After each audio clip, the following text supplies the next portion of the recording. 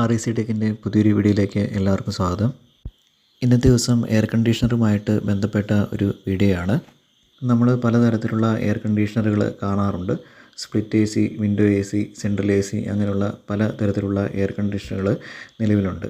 അപ്പോൾ ഇവയുടെയൊക്കെ കപ്പാസിറ്റി നമ്മൾ പറയുന്ന യൂണിറ്റ് എന്ന് പറയുന്നത് ടൺ ഓഫ് റെഫ്രിജറേഷൻ എന്ന യൂണിറ്റാണ്. അതുകൂടാതെ ഒരു 3 യൂണിറ്റുകൾ കൂടെ നിലവിലുണ്ട്. അപ്പോൾ ഒരു എയർ കണ്ടീഷണറിൻ്റെ സ്പെസിഫിക്കേഷൻ കണ്ടു കഴിഞ്ഞാൽ അത് എത്ര ടണ്ണാണെന്ന് നമുക്ക് എങ്ങനെ പെട്ടെന്ന് മനസ്സിലാക്കാം എന്നതാണ് ഞാൻ ഈ വീഡിയോയിലൂടെ ഉദ്ദേശിക്കുന്നത്. ഇവിടെ കൊടുത്തിരിക്കുന്നത് ഈ ടൺ ഓഫ് റെഫ്രിജറേഷൻ്റെ ഒരു ഡെഫിനിഷനാണ്. അപ്പോൾ അതിൽ പറഞ്ഞിരിക്കുന്നത് 0 ഡിഗ്രി സെൽഷ്യസ് അതല്ലെങ്കിൽ 32 ഡിഗ്രി ഫാരൻഹീറ്റിൽ ഉള്ള 1 ടൺ ഐസ്. 1 ടൺ എന്ന് പറഞ്ഞാൽ 1000 കിലോയാണ്. അത് 24 മണിക്കൂർ കൊണ്ട് ഉരുകുന്നതായിട്ട് സങ്കല്പിക്കുക. അപ്പോൾ അത് 2,80,800 BTU. BTU എന്ന് പറഞ്ഞാൽ ബ്രിട്ടീഷ് തെർമൽ യൂണിറ്റ് എന്നാണ് അർത്ഥം. അത്രയും ഹീറ്റ് അത് വലിച്ചെടുക്കും.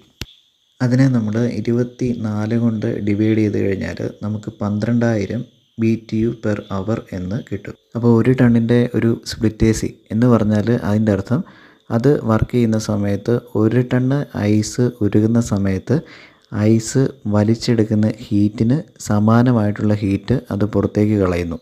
അങ്ങനെയാണത് റൂം തണുപ്പിക്കുന്നത്. ഇതുമായിട്ട് നമ്മൾ ബന്ധപ്പെടുത്തിയാണ് ടൺ ഓഫ് റെഫ്രിജറേഷൻ എന്ന യൂണിറ്റ് പറയുന്നത്. ഒരു എയർ കണ്ടീഷനിങ് സിസ്റ്റം വർക്ക് ചെയ്യുന്ന സമയത്ത് അത് ഒന്നുകിൽ എയറിനെ ചൂടാക്കുകയോ അതല്ലെങ്കിൽ എയറിനെ തണുപ്പിക്കുകയോ ആണ് ചെയ്യുന്നത്.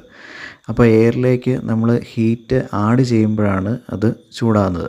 അതുപോലെ തന്നെ എയറിൽ നിന്ന് ഹീറ്റ് നമ്മൾ പുറത്തേക്ക് കളയുമ്പോൾ അത് തണുക്കുകയും ചെയ്യുന്നു. അതുപോലെ തന്നെ 1 ടൺ ഓഫ് റെഫ്രിജറേഷൻ എന്നത് നമ്മൾ വാട്ട്സ് എന്ന യൂണിറ്റിലാണ് പറയുന്നതെങ്കിൽ അത് ഏകദേശം 3517 വാട്ട്സിന് തുല്യമാണ്.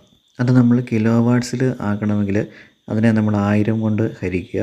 അപ്പോൾ അത് 3.517 എന്നാവും. അതുപോലെ തന്നെ നമ്മൾ 1 ton of refrigeration kilo calorie per hour എന്ന യൂണിറ്റിലാണ് പറയുന്നതെങ്കിൽ അത് ഏകദേശം 3026 കിലോ കലോറി പെർ അവറിന് തുല്യമാണ്. ഇനി അത് കിലോ ജൂൾ പെർ മിനിറ്റ് എന്ന യൂണിറ്റിലാണ് പറയുന്നതെങ്കിൽ 1 ടൺ ഓഫ് റെഫ്രിജറേഷൻ എന്ന് പറയുന്നത് 210 കിലോ ജൂൾ പെർ മിനിറ്റ് എന്നതിന് സമാനമാണ്. ഇവിടെ കാണിച്ചിരിക്കുന്നത് ഒരു എയർ കണ്ടീഷണറിൻ്റെ സ്പെസിഫിക്കേഷനുള്ള ഒരു സ്റ്റിക്കറാണ്. അപ്പോൾ അതിൽ നിന്നും എങ്ങനെയാണ് നമുക്ക് ഇതിൻ്റെ കപ്പാസിറ്റി കണ്ടുപിടിക്കുന്നത് എന്ന് നോക്കാം. അപ്പോൾ അവിടെ ഔട്ട്ഡോർ മോഡൽ എന്നെഴുതിയിട്ടുണ്ട്. അതിൻ്റെ താഴെയായിട്ട് cooling capacity 12,000 BTU per hour എന്ന് എഴുതിയിട്ടുണ്ട്. ഇപ്പം നമ്മൾ നേരത്തെ കണ്ടിരുന്നു 1 ടൺ ഓഫ് റെഫ്രിജറേഷൻ എന്ന് പറയുന്നത് 12,000 BTU പെർ അവർ, അതായത് ബ്രിട്ടീഷ് തെർമൽ യൂണിറ്റ് പെർ അവറിന് തുല്യമാണ്. അതുകൊണ്ട് ഈ AC-യുടെ കപ്പാസിറ്റി എന്ന് പറയുന്നത് 1 ടണ്ണാണ്.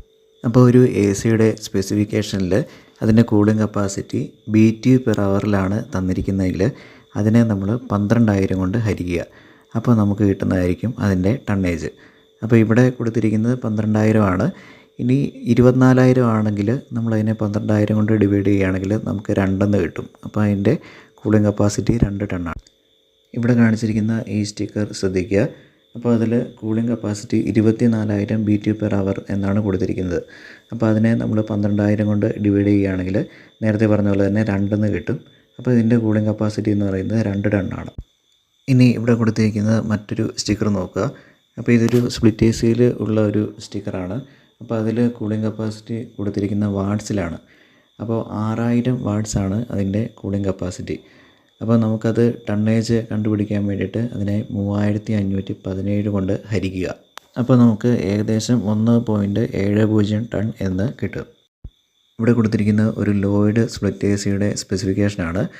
അപ്പോൾ അതിൽ കൂളിംഗ് കപ്പാസിറ്റി 100%, കൂളിംഗ് കപ്പാസിറ്റി 50% എന്നിങ്ങനെ 2 കപ്പാസിറ്റികൾ കൊടുത്തിട്ടുണ്ട്. അതിൻ്റെ കാരണം ഇതൊരു ഇൻവേർട്ടർ AC ആണ്. അപ്പോൾ അതിൻ്റെ കംപ്രസറിൻ്റെ സ്പീഡ് അഡ്ജസ്റ്റ് ചെയ്യുന്നത് വഴി അതിന് കപ്പാസിറ്റി 50% വരെ റെഡ്യൂസ് ചെയ്ത് പ്രവർത്തിക്കാൻ പറ്റും.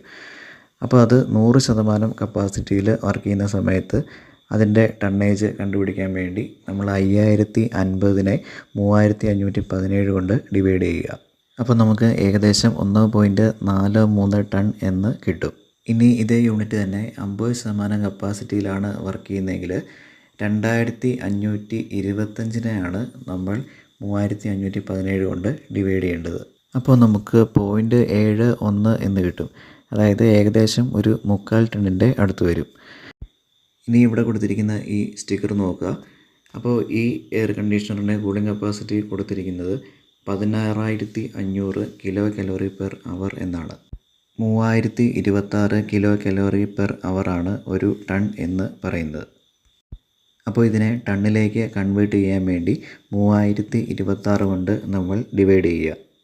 അപ്പോൾ നമുക്ക് 5.45 ടൺ എന്ന് കിട്ടും. അതുപോലെ കിലോ ജൂൾ പെർ മിനിറ്റ് എന്ന യൂണിറ്റിലാണ് എ സിയുടെ കപ്പാസിറ്റി തന്നിരിക്കുന്നതെങ്കിൽ ആ ക്വാണ്ടിറ്റിയെ നമ്മൾ 210 കൊണ്ട് ഡിവൈഡ് ചെയ്യുക. അപ്പോൾ കിട്ടുന്നതായിരിക്കും അതിൻ്റെ ടണ്ണേജ് എന്ന് പറയുന്നത്.